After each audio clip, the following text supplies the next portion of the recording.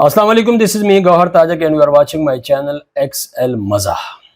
XL मज़ा Excel से related काफ़ी सारा डाटा मैंने अपने इस चैनल के ऊपर रखा हुआ है और ये जो हमने 100 फार्मूला सीरीज़ का एक प्लेलिस्ट शुरू किया हुआ है, एक सेशन शुरू किया हुआ है, इसमें क्या हो रहा है, इसमें आपको 100 फार्मूलाज के ऊपर वीडियोस में बना बना के पोस्ट कर रहा हूँ। मैंने एक बुक लिखी थी जिसका नाम था 100 फंक्शंस। उसमें जितने भी फंक्शंस या फार्मूलाज थे उन तमाम के ऊपर मैं एक एक वीडियो बना के, अगर हो सके तो मैं उसको 2 भी कर सकता हूँ। इससे पहले हमने एक सम इफ के ऊपर 2 पार्ट्स दिए हुए हैं। ये पहली वीडियो हमारी सम थी, फिर सम इफ का पहला पार्ट, फिर सम इफ का दूसरा पार्ट। आज हम जिस चीज को डिस्कस करने जा रहे हैं, जिस फंक्शन को डिस्कस करने जा रहे हैं, this is some ifs. Multiple criterias के साथ अगर आपको सम करना हो डाटा को तो फिर आपको क्या यूज करना पड़ेगा, सम इफ्स। ठीक है। अच्छा, बाद लोग पूछते हैं कैसे पता चलता है कि यहाँ पे कौन सा फार्मूला लगेगा, कंसेप्ट कैसे क्लियर होता है। ये कंसेप्ट क्लियर नहीं होता है, इसको कैसे करें, ये लोग क्वेश्चन करते हैं। सिंपल सी बात है, देखें, आपसे कोई पूछता है, पहली तो बात ये कि आपको कुछ चीज़ों का पता भी होना चाहिए ना। मतलब ऐसे थोड़ी कि आप किसी को पूछ लें कि जी ये क्या है और उसको पता ही ना हो एक्सेल का और फार्मूलाज का, वो आपको बता देगा, ऐसा तो नहीं है। मतलब कुछ ना कुछ आपको इल्म भी हासिल करना पड़ता है। तो अब कंसेप्ट कैसे क्लियर होता है, अगर आपको फार्मूलाज आते हैं। अब आपसे कोई पूछता है जी ये फार्मूला कहाँ पे लगता है, या यहाँ पे फार्मूला कैसे अप्लाई किया जा सकता है, या अगर हमसे कोई क्वेश्चन करे तो वहां पे फार्मूला कैसे अप्लाई, कौन सा फार्मूला वहां पे अप्लाई किया जाना चाहिए। देखें, ये मेरे पास एक डेटाबेस है। अगर मुझे कोई कहे कि जी कैंपस नंबर फलाने की टोटल फीस कितनी है, कैंपस नंबर फलाने से मुराद ये है कि कैंपस नंबर 4 भी हो सकता है, कैंपस नंबर 5 भी हो सकता है, 6 भी हो सकता है, 2 भी हो सकता है ना। इसकी टोटल फीस कितनी है, तो असल में वो क्या पूछ रहा होता है, वो चाहता है कि इस फीस में जाके जमा करो उस फीस को जो कि कैंपस नंबर 4 की है। तो अब क्या है, सम इफ, सिंगल क्राइटेरिया। क्या है, सिंगल क्राइटेरिया सम इफ। इसके ऊपर ऑलरेडी मैं वीडियो बना चुका हूं। लेकिन अगर साथ वो ये भी कह दे कि मुझे इस फीस को कैलकुलेट करना है कैंपस नंबर 4 के बच्चों की, वो फीस, वो बच्चे जो कि 6 क्लास में पढ़ते हैं। आप कितने क्राइटेरियाज हो गए, 2 क्राइटेरियाज हो गए, एक कैंपस नंबर, दूसरा क्लास। अच्छा, ये हो गए। अब आपको क्या यूज करना है, सम इफ्स को। अब वो आपसे फिर क्वेश्चन करता है कि ये ठीक है आपने कर दिया, लेकिन मुझे रिक्वायरमेंट और भी है, और वो ये है कि मैं कैंपस नंबर 4, मैं ये यहाँ पे लिख देता हूँ थोड़ा सा इसको वाजे करने के लिए ना, मैं इसको थोड़ा सा बड़ा कर दिया। Campus number 4 class number 6, campus number 4 के क्लास नंबर 6 की फीस को कैलकुलेट करना है, और उस फीस को कैलकुलेट करना है जो कि 3500 रुपए से ज्यादा है। बात समझ आ गई। तो 1 क्राइटेरिया, 2 क्राइटेरिया, 3 क्राइटेरिया। तो अब आपको क्या चाहिए, सम इफ, क्योंकि अब मल्टीपल क्राइटेरिया में बात आ चुकी है। ठीक है। सम इफ क्या करता है, वो तो सिंगल क्राइटेरिया के ऊपर बात करता है। जब आपके पास क्राइटेरिया ज्यादा हो गए तो अब आपके पास सम इफ्स का आना जरूरी है। सम इफ्स को आपको देखना जरूरी है, उसके ऊपर आपको काम करना जरूरी है, क्योंकि आप क्राइटेरियाज कितने हो गए, वो 1 से ज्यादा हो चुके हैं। आगे मिसालों से हम बात करते हैं, मिसालों से बात समझ में आ जाती है। तो चलते हैं जी। अच्छा, यहाँ पे अब मैं ये चाहता हूं कि ये एक साथ में ना एक और शीट इंसर्ट कर लूं। यहाँ पे एक और शीट जो मैंने इंसर्ट की है, इसी शीट में मैं ये सारा काम करता हूं। पहला काम मैंने क्या करना है, समझाने की खातिर, कैंपस नंबर को यहाँ से उठा के मैं यहाँ पे पेस्ट कर देता हूँ। और अब रिक्वायरमेंट ये है कि यहाँ पे जब कैंपस नंबर लिखा जाए तो टोटल यहाँ पे उसकी फीस आ जाए, कैंपस नंबर लिखा जाए। अब ये एक सिंगल क्राइटेरिया के साथ मैं बात कर रहा हूँ। ठीक है। तो अब देखें यहाँ पे हमें क्या करना है, अगर सम इफ्स की बात हो रही है तो और लाजिम बात है, यहाँ पे हमें पता है कि क्राइटेरिया चेंज होने हैं, बढ़ने हैं, तो हम सम इफ्स को यूज करेंगे। सबसे पहले पूछता है सम रेंज, किस चीज को सम करना है, तो फीस को सम करना है। तो इस फीस के पूरे कॉलम को सेलेक्ट कर दिया, कॉलम का ऊपर जहाँ पे नाम लिखा हुआ है वहां पे जाके जस्ट क्लिक कर दिया। पूरा कॉलम क्यों सेलेक्ट किया, इसकी वजह यह है कि कल को अगर इस डेटाबेस के अंदर इजाफा होता रहता है तो ऑटोमेटिकली वो इस रेंज के अंदर ऐड होता रहे। बात समझ में आ रही है। जब हमने पूरा यहाँ पे कॉलम दे दिया और कामे को प्रेस किया तो अब पूछता है क्राइटेरिया रेंज, वो हमारे पास यहाँ पे लिखी हुई है, कैंपस नंबर है ना। उसके बाद इसको भी पूरे कॉलम को सेलेक्ट किया, फिर पूछता है जी क्राइटेरिया, तो क्राइटेरिया यहाँ पे लिखा हुआ है। अपना फार्मूले पे गौर करें, सम इफ, सम कहाँ से करना है, जे से। कौन सा क्राइटेरिया यूज करना है, ये वाला, क्योंकि वहां पे क्या लिखा हुआ है, कैंपस नंबर। और कैंपस नंबर हमने यहाँ पे क्या लिखा हुआ है, कहाँ पे लिखा हुआ है, यहाँ पे। अब जस्ट इंटर को प्रेस करें। ये क्या है, कैंपस नंबर 1 की टोटल फीस की कैलकुलेशन, सम टोटल फीस की कैलकुलेशन कैंपस नंबर 1। लेकिन मैंने आपको बताया था कि वो आपको ये भी तो कह सकता है कि जो यहाँ पे क्लास लिखी हुई है ना, मैं इस क्लास को यहाँ से ले जाता हूँ, हाँ, क्लास नंबर 6 कैंपस नंबर 1 इसका टोटल कितना है, क्लास नंबर 6 कैंपस नंबर 1 इसका टोटल कितना है। तो अब देखें, ये एक क्राइटेरिया था, अब दूसरा क्राइटेरिया क्या आ गया, अब आपने जाना है क्राइटेरिया रेंज में, और वो है जी आपकी क्लासेस। तो ये हमारे पास क्लास का कॉलम है। अब उस पूरे कॉलम को सेलेक्ट किया, इसका क्राइटेरिया कहाँ पे लिखा जाएगा, वो लिखा जाएगा जी यहाँ पे। अब इंटर को प्रेस करें। ये क्या है, कैंपस नंबर 1 के क्लास नंबर 6 का टोटल, कैंपस नंबर 1 के क्लास नंबर 6 का टोटल। अब आप 2 प्रेस करें। ये क्या है, कैंपस नंबर 2 के क्लास 6 का टोटल।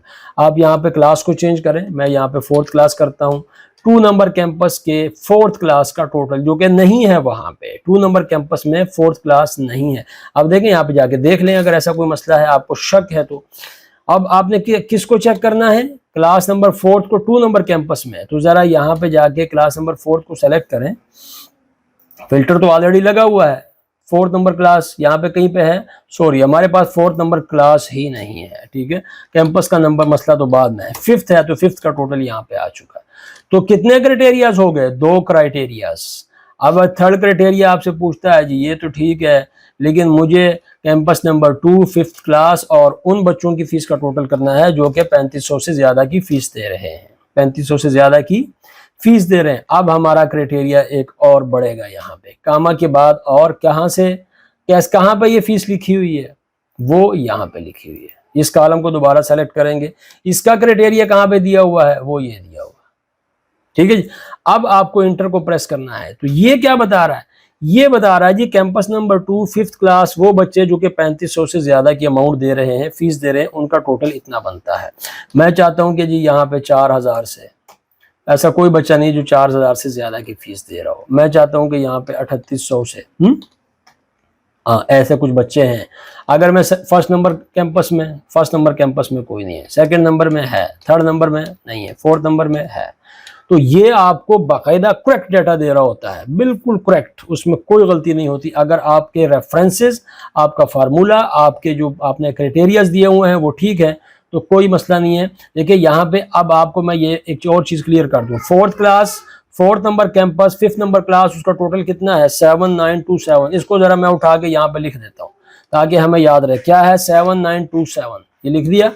अब देखिए मैं वहां पे जाके इजाफा करता हूँ 4 नंबर क्लास के 4 नंबर कैंपस के 5th क्लास में। तो यहाँ पे कहाँ पे इजाफा करेंगे, यहाँ पे देखें। अब यहाँ पे एक और बच्चा आ गया और इसका नंबर है जी 1600, रोल नंबर 1605। तो ये क्या हो जाएगा 501। ABC जो भी कोई बच्चा था, और यहाँ पे भी एक नाम इसका लिख देते हैं। क्लास नंबर कौन सी है, 5th है, ठीक है। और जो भी हमारे पास ये आ चुका है यहाँ पे क्लास नंबर 5th, हमें सिर्फ यहाँ पे कैंपस नंबर 4 लिखना है और इसकी यहाँ पे अमाउंट लिख देनी है। अब देखें वहाँ पे जाके ये अमाउंट कितनी होगी, क्लास नंबर कितनी लिखनी है, कैंपस नंबर हमारे पास क्या है 4 है, और क्लास नंबर, हाँ लेकिन एक और बात, यहाँ पे अब हमने जो अमाउंट लिखी है ये क्या है 3500 है, और यहाँ पे क्राइटेरिया क्या लिखा हुआ है 3800 से ज्यादा।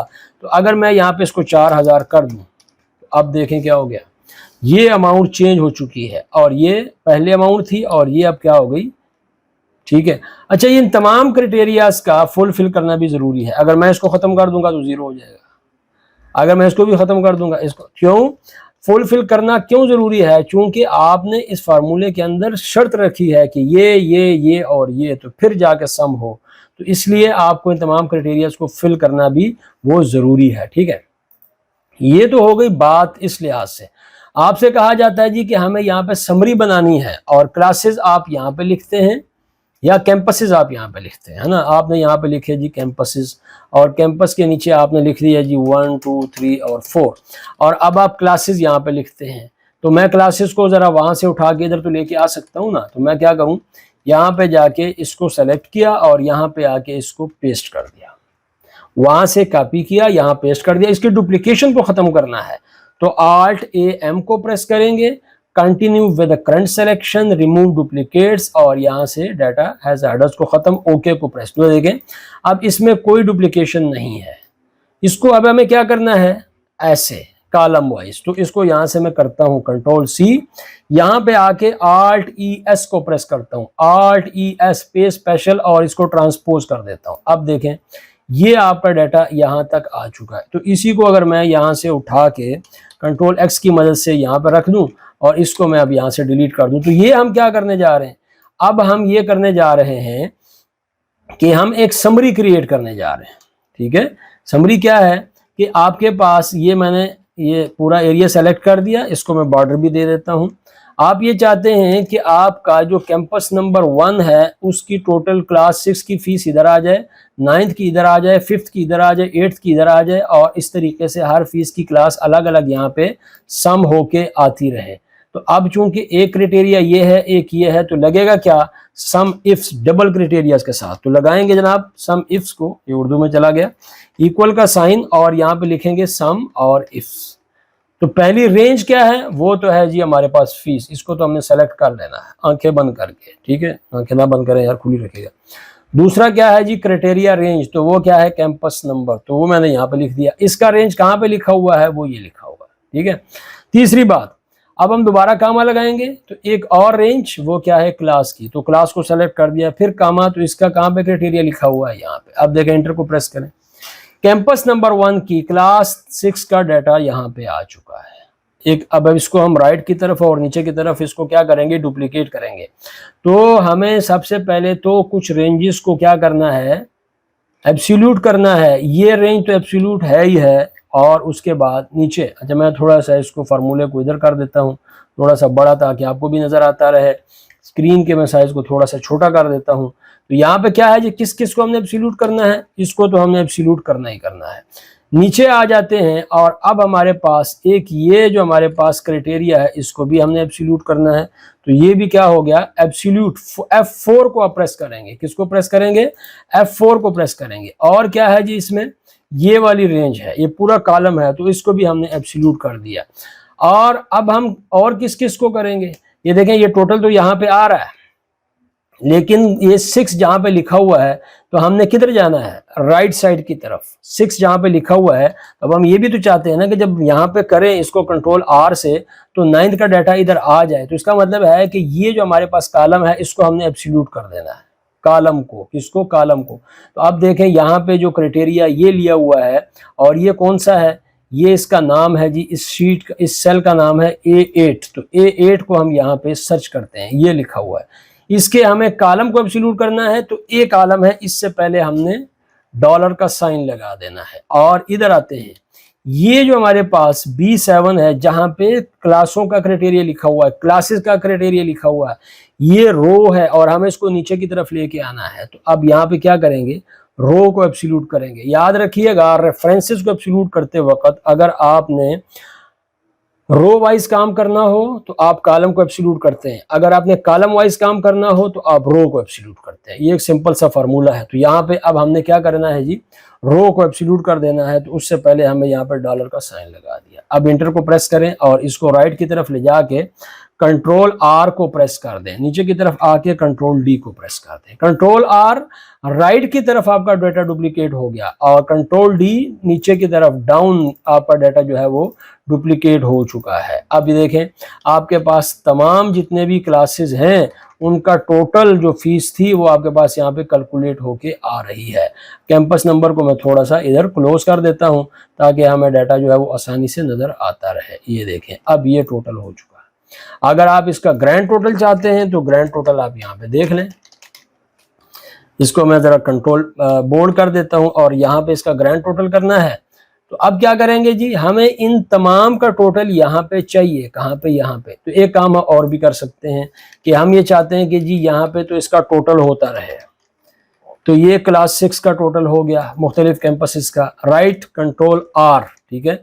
तो आपके पास हर कैंपस का टोटल सम जो है वो आ चुका है, और अब हम ग्रैंड टोटल करना चाहते हैं। तो सम को अप्लाई करेंगे, ये वाला पूरे का पूरा रेफरेंस, इंटर को प्रेस करेंगे और ये अब हमने यहाँ पे कर दिया, ठीक है।